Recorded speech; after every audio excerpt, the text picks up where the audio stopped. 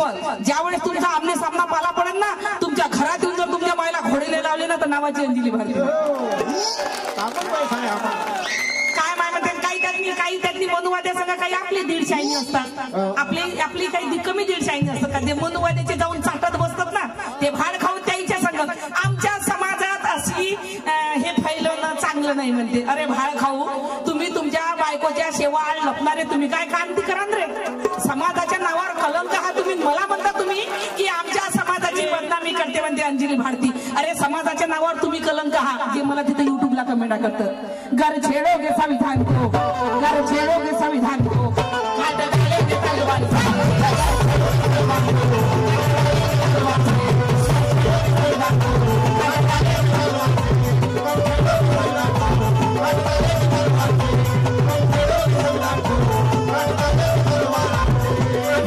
आम्ही खरं बोलतो तरी यांना मिरच्या लागतं म्हणते अंजली भारती. काही बोलते आणि हे बोलतात की म्हणे कुंभकर्ण जेव्हा समुद्रात उभा राहत होता म्हणे, तर कुंभकर्णाच्या कमरी एवढा समंदर येत होता म्हणे. पाणी पाणी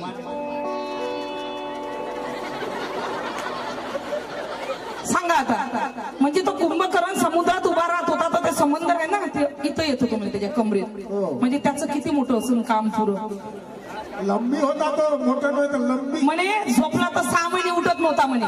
म्हणजे यायला काही बोललेलं चालते, आम्ही खरंही बोललो तर यायला मिरच्या लागतं. म्हणे कुंभकर्ण झोपला म्हणे की 6 महिने उठत नव्हता, त्याच्या नाकातून म्हणे गधे घोडे चरून येत होते म्हणे. बाबा एवढं कुठं पडीत होतं काय?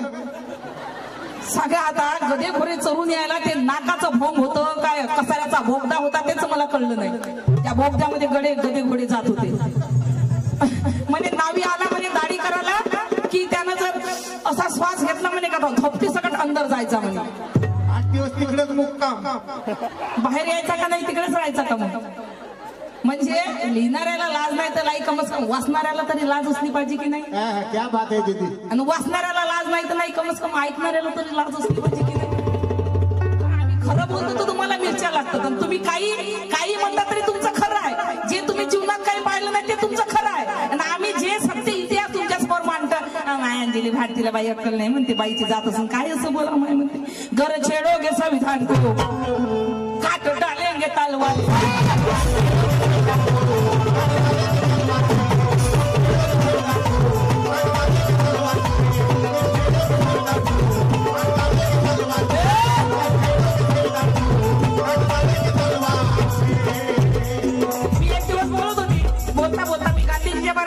बाबासाहेबांचा गांधीचा संवाद मांडत होती मी. एक माणूस आला माझ्या पाशी म्हणे, ओ दीदी. मी म्हटलं काय झालं? म्हणजे कुठं गांधी, कुठचा तुमचा बाबासाहेब? म्हटलं इथलेच होत की बाबासाहेब, इथलेच होय गांधी, इथलेच होत. म्हटलं हो ना. म्हणजे कुठले बाबासाहेब? म्हणे कुठले कायचे? म्हटलं इथलेच होत की. म्हटलं तर म्हणे कुठं बाबासाहेब? म्हणे फक्त विश्वेश मेश्राम, प्रसाद मेश्राम, उंदीरवारे सर यांच्याकडून मला 500 रुपये आलेले. खूप खूप धन्यवाद त्यांच्यासाठी. टाळ्यांचा कडकडाट होतो. प्रशांत मेश्राम,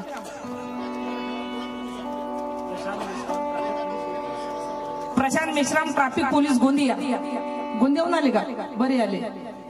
म्हणजे अच्छा अच्छा, हा इथं सांगा. अच्छा ठीक आहे. काय सांगत होते? हा महात्मा गांधी आणि बाबासाहेब. म्हणे काय दिदी म्हणे कुठचे तुमचे बाबासाहेब? म्हणे आमचे गांधी. अरे म्हटलं इथलेच होत की बाबासाहेब, इथले गांधी इथले. म्हणे आमचे गांधी म्हणे 500च्या नोटावर आहे म्हणे, 1000च्या नोटावर आहे म्हणे, आणि तुमचा बाबासाहेब फक्त 1 रुपयावर म्हणे. म्हटलं बरं झालं माझा बाप नोटावर नाही. म्हटलं म्हणे कसं काय? अरे म्हटलं तुम्ही विचार करा, गांधी बद्दल जर तुम्हाला आदर असता तर ज्या दिवशी गांधी या नोटावर आले ना, त्या दिवशी म्हटलं या देशातले कत्तलखाने बंद झाले असते. गांधी बद्दल जर तुम्हाला आदर असता तर या देशात जसा गांधी नोटावर आला तसा या देशातले व्यवसाय बंद झाले असते. जसा गांधी नोटावर आला तसा या देशातले दारूचे अड्डे बंद झाले असते. पण असं झालं काय? ज्या गांधीनं जीवनात कधी दारू पिली नाही ते गांधी घेतात आणि दारूच्या दुकानात जातात. हे गांधी लो दो बम भर दो आरसी दो युही दो नंबर 1. अरे त्या गांधीनं कधी मटणाकडे बघितलं नाही. त्या गांधीला तुम्ही साक्षी ठेवता आणि मटणाच्या दुकानात जाता, म्हणता 2 किलो मटन दो. ये 2 किलो दो, चाप दो, चीना दो, गुर्दा दो, खली दो, गर्दन दो, बचा हुआ माल दो और कली दो, लेकिन 2 किलो दो पद्धतशीर दो. बरं झालं म्हटलं आमचा बाबासाहेब नोटावर नाही. बरं झालं म्हटलं 1 रुपयावर आहे म्हणे. तसं कसं म्हटलं, आम्हाला लय खुशी आहे 1 रुपयावर आहे म्हणे. कसं काय? मी म्हटलं खुशी म्हणजे तुमच्या गांधी जाती म्हटलं 500 1000ची नोट दारूच्या दुकानात बायापाशी जाते म्हटलं. बरोबर. आणि आमचा बाप कुठे जाते माहितीये का म्हटलं. म्हणजे तुम्हाला कुठे जाते म्हणे. म्हटलं तुमच्या इच्छा कोणताही माणूस मेला का आमचा बाप उठला का तुमच्या इथं जाऊन बसते.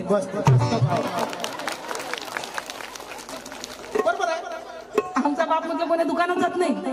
आमचा बाप कोणी अड्ड्यावर जात नाही. आमचा बाप म्हटलं तुमचा कोणी मेला का, तुमचा कोणी मेला का, तुमचा कोणी मेला का, घरचे डोके संविधान करू.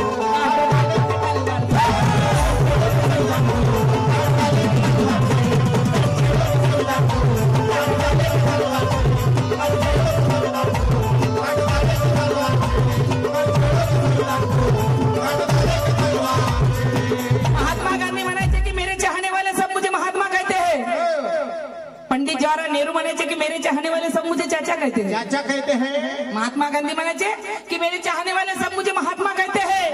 पंडित जवाहरलाल नेहरू म्हणायचे कि मेरे चाहने वाले सब मुझे चाचा कहते हैं. पण बाबासाहेब म्हणायचे अभी मेरे चाहने वाले छोड़, मेरे चाहने वाले भी मुझे बाप कहते हैं.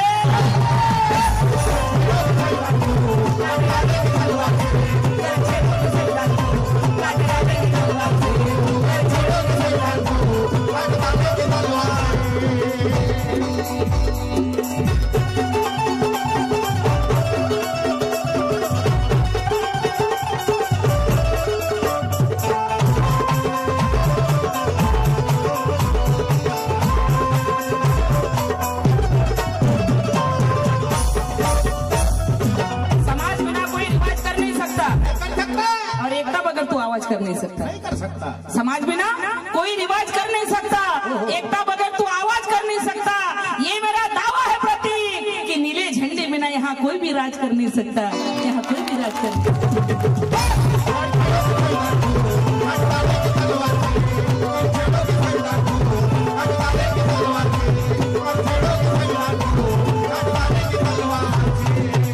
सगळे लोक म्हणतात की बाबासाहेबांना स्वप्न पाहिलं होतं की हा देश मी भारत बौद्धमय करेल. बाबासाहेबांनी स्वप्न पाहिलं होतं की मी हा भारत बौद्धमय करेल. अरे स्वप्न 800 लोक पाहतात, कामयाब लोक स्वप्न पाहत नाही. बाबासाहेबांना कधी स्वप्न पाहिलेलं नाही की मी हा भारत बौद्धमय करेल. बाबासाहेबांना घेतलेली ती प्रतिज्ञा होती की मी हा पूर्ण भारत बौद्धमय करेल. आणि खरोखर बाबासाहेब 1956 मध्ये बाबासाहेबांना हा भारत बौद्धमय केलेला आहे. क्या बात है.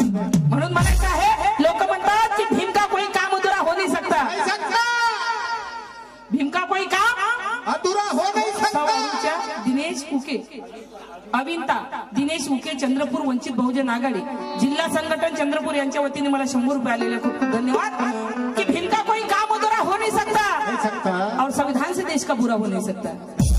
क्या बात. भीम का कोई काम अधूरा हो नहीं सकता और संविधान से देश का बुरा हो नहीं सकता.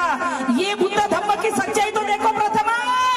अरे अशोक चक्र बिना तिरंगा पूरा हो नहीं सकता.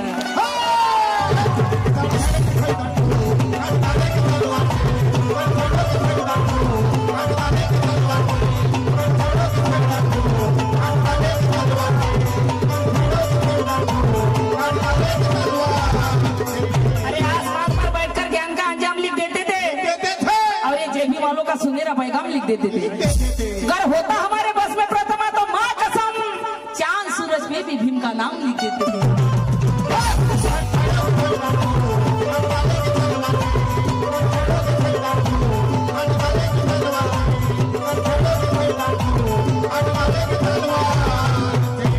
तुम्ही विचार करा, जेव्हा 14 जानेवारी विद्यापीठचं नामांतर लढा झाला, तुम्हाला माहिती आहे औरंगाबाद कोणाकोणाला माहिती आहे? हात वर करा. औरंगाबाद विद्यापीठ कोणाकोणाला माहिती आहे? वाचा रे, म्हणून सांगतो वाचा रे. बाबासाहेबांना सांगितलं वाचा. माय मावल्यांना तुम्हाला हात जोडून माझी नम्रतेची विनंती आहे. कोण्या जत्रेला गेले, कोण्या लग्नात गेले, कोण्या गावला गेले तर पोराला 2 ड्रेस आणायच्या ऐवजी 1 ड्रेस आणा. नवऱ्याला 2 चड्डी बनायला आणायच्या ऐवजी 1च चड्डी बनायला आणा. पण येताना एक महापुरुषाचं पुस्तक घेऊन या. माय मावल्यांना आपल्या लेकराला वाचायला सांगा. खरंच उद्याची पिढी जर तुम्हाला चांगली बघायची असेल, उद्याची पिढी जर तुम्हाला चांगली बघायची असेल तर एक महापुरुषाचं पुस्तक आणा आणि आपल्या लेकराला वाचायला सांगा की अरे वाचाल तर वाचाल रे, वाचाल तर वाचाल. बाबासाहेबांना सांगितलं आम्हाला वाचा, आम्हाला ऐकवायला नाचा. दिल आम्ही बथे सोडणारे भीम के लागे जिगर आधे